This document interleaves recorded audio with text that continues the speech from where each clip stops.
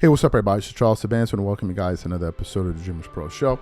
We cover everything from sports, hot topics, classic debates, entertainment, and we'll give you guys a fresh perspective on things and how we see them. And today we got a show that's going to piss off some people, but I don't care. We got to talk about it, and that's exactly what we're going to do. So we just recently produced a show where we were reacting to some comments that Lebron James made on Mind the Game podcast, where he was essentially giving excuses as to why he didn't advance further in the NBA playoffs, where he was essentially saying that he didn't have enough help once again.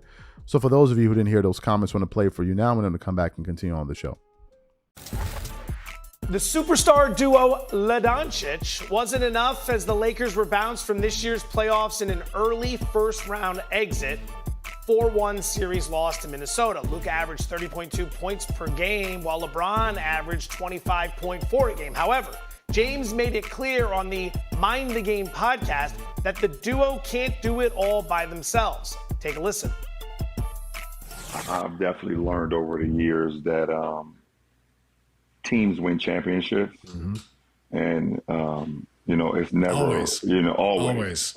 Teams always win championships. And yes, individuals get a lot of the accolades and the praise, but a collective group, wins championships. Now, you have your big guys that make big plays at the end of games, throughout the game, or whatever the case may be. But ultimately, teams win championships. And I understand that. And it's never just about me and Luka.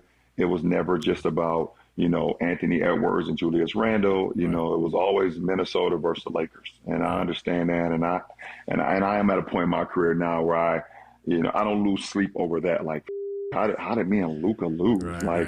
Well, yeah. Well, there's 8 other guys on the floor. So you heard what LeBron James had to say. So as I'm listening to those comments, I then began to think about Nikola Jokic, who is unquestionably the best player in the NBA. Unquestionably the best player in the NBA. And if you look at Nikola Jokic's numbers right now, okay, let's look at his regular season numbers. He averaged 29.6 on 57.6% shooting from the field, 41.7% from the three, 80% from the free throw line, while getting you 12.7 rebounds, 1.8 steals, 0.6 blocks, with a plus minus of 8.6. And if you look at his playoff numbers, he's averaging 25 points a game at 9 games on 49% shooting from the field, 44% shooting from three, 71% shooting from the free throw line, getting you 12 rebounds, 9 assists. He is getting you 4 turnovers, but he's getting you 2 steals and 1 block. And I think the last game he had a 40-22 rebound game. So as I'm sitting here listening to LeBron James essentially make excuses for why he can't win, I'm like, Nikola Jokic is exposing this dude. Because what LeBron is essentially saying is that he doesn't have enough help. Although he played with a top 3, top 5 player in the world this year in Luka Jokic, he didn't have enough help. And then I'm sitting here thinking about Nikola Jokic. I'm like, so if you didn't have enough help, how is Nikola Jokic able to do what he's doing? How is he winning games? And then it began to dawn on me, like, this guy's exposing his leg. I heard Paul Pierce saying, I disagree with him. He's saying that Nikola Jokic is having the best prime since Michael Jordan. I think Paul Pierce, well, maybe he needs to go take another long walk after that ridiculous take. But nevertheless, I understand his point. He's a hell of a player. And again, I think I'm like, do you realize Nikola Jokic's first championship, he didn't have an all-star on his roster? Are you aware that Nikola Jokic has never played with an all-star? I want you guys to think about that for a second. Jamal Murray, I don't believe it. Let me see. I don't think Jamal Murray is an all-star. Let me check.